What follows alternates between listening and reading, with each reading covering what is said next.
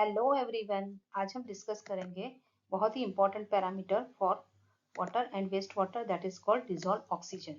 उसका basic concept, कैसे उसको परफॉर्म करते हैं लैब में, और उसके environmental significance. So basically dissolve oxygen का मतलब होता है कि कितना amount of oxygen soluble state में है या डिजॉल्व स्टेट में है इन एनी वाटर बॉडी। तो अगर dissolve oxygen water waste water में प्रेजेंट होता है तो उसे एरोबिक और फ्रेश रखता है। तो कोई भी एक्वेटिक एनिमल्स है, फिश एक्सेट्रा, उसको जीने के लिए डिजॉल्व ऑक्सीजन चाहिए। तो मिनिमम 4 मिलीग्राम पर लीटर अगर डीओ प्रेजेंट है तो it is very essential for the survival of aquatic life. And जो सोलिबिलिटी ऑफ ऑक्सीजन होती है वो फ्रेश वाटर में ranges from 14.6 milligram per liter at 0 degree and about 7 milligram per liter at 35 degree at 1 atmospheric pressure. And generally it is measured with the Winkler's method. So there are certain factors which affect the actual quantity of dissolved oxygen in any water body. तो सबसे पहले आता है solubility of oxygen. तो solubility of dissolved oxygen waste water में almost 95% होता है as compared to distilled water. दूसरा होता है partial pressure. जितना प्रेशर ज्यादा होता है उतना ज्यादा डिजोल्व होता है oxygen.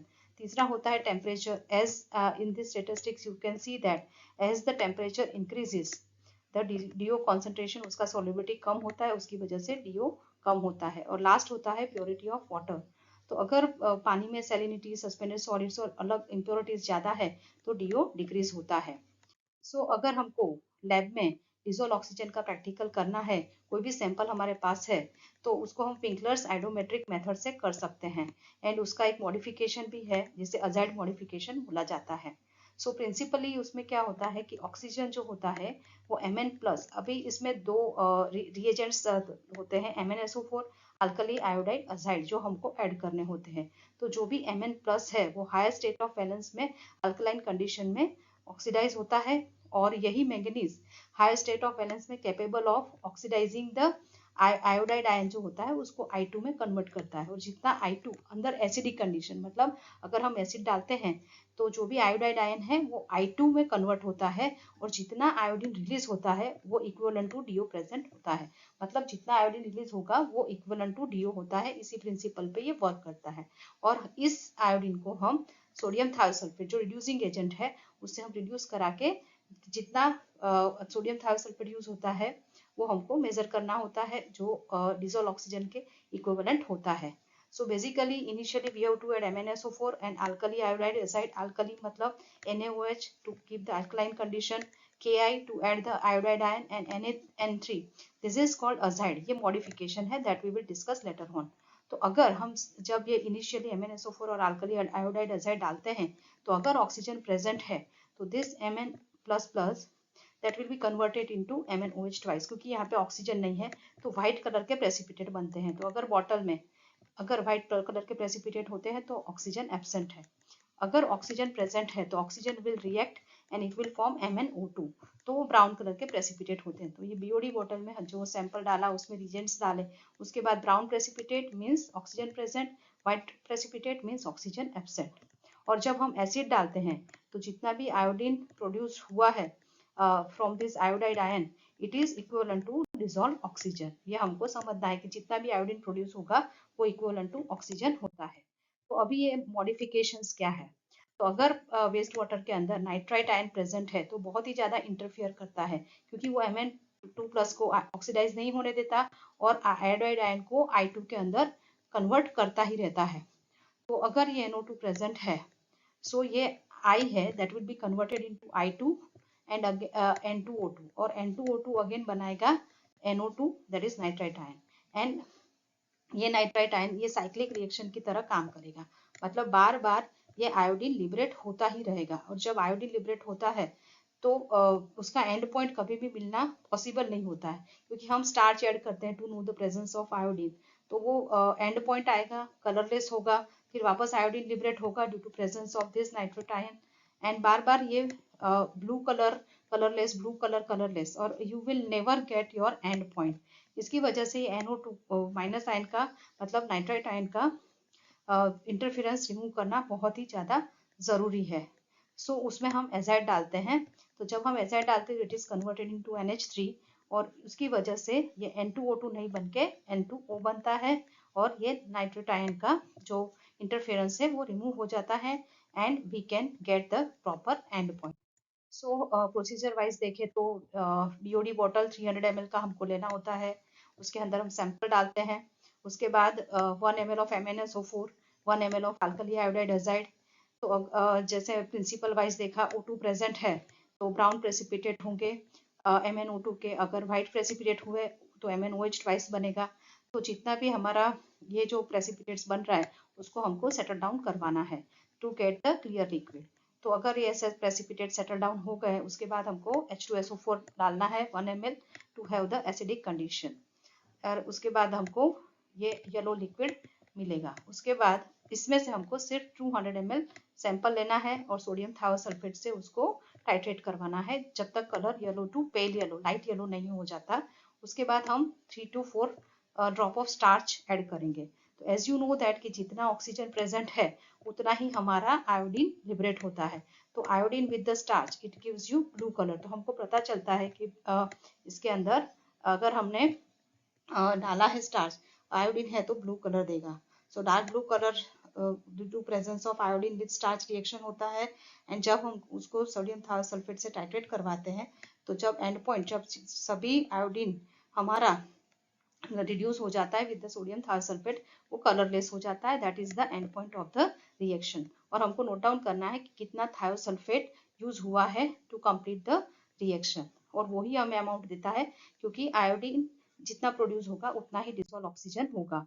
So calculation wise, this is the general equation for any volumetric analysis: A into N into E into 1000 upon amount of sample.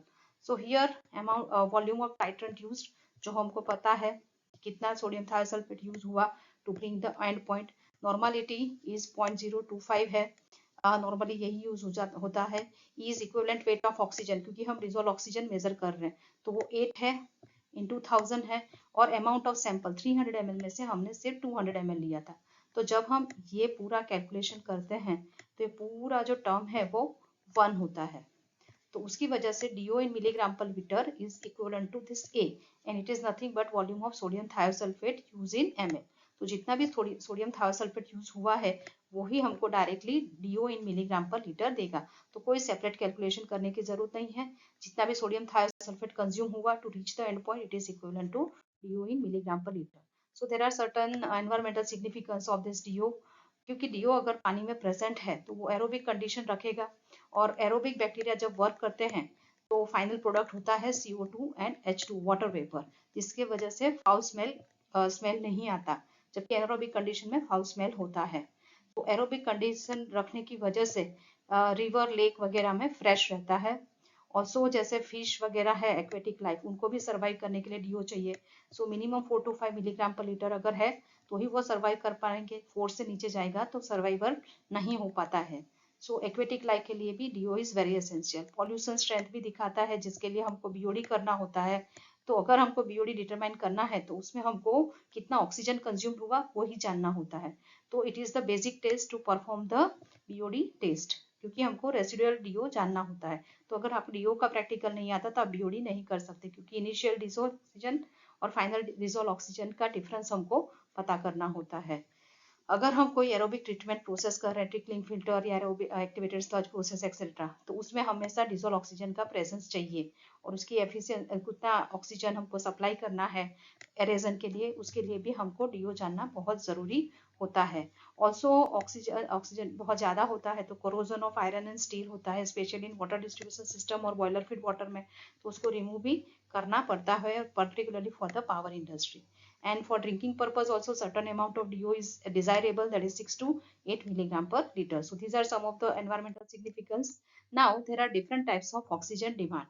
तो as you know that कि बैक्टीरिया जो होते हैं उसको जब भी ऑर्गेनिक मैटर उसमें आता है तो उसको कंज्यूम करते वक्त ऑक्सीजन डिमांड करते हैं।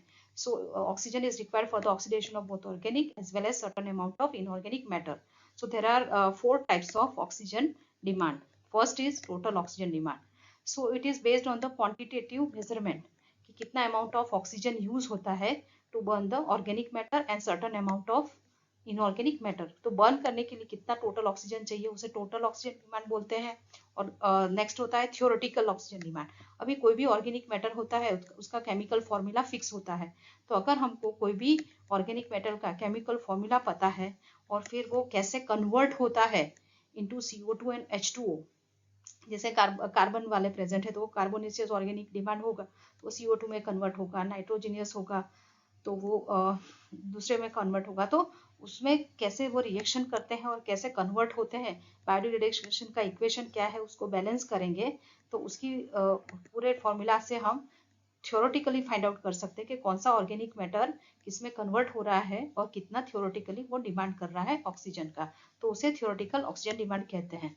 तो प्रैक्टिकली इट इज इम्पॉसिबल कि कौन से ऑर्गेनिक मैटर है सबका कंबाइन करके, so it is not a desirable method to calculate the theoretical oxygen demand for the water body. So normally in our water and waste water analysis हम BOD biochemical means bacteria कितना demand करते हैं to degrade the organic matter into simpler form, and chemical oxygen demand means chemical कितना demand करता है oxygen for the degradation of organic matter, वो हम normally use होते हैं। One more parameter is also use to know the amount of organic matter in our water body, and that is given by total organic carbon, कितना organic carbon है उसको हम directly measure करते हैं। So I hope that ये lecture आपको अच्छा लगा होगा और आपने कुछ सीखा होगा। So if you like please like it, share with other students also, comment भी कर सकते हैं, सब्सक्राइब माई चैनल अगर आपने अभी तक नहीं किया है तो। Thank you.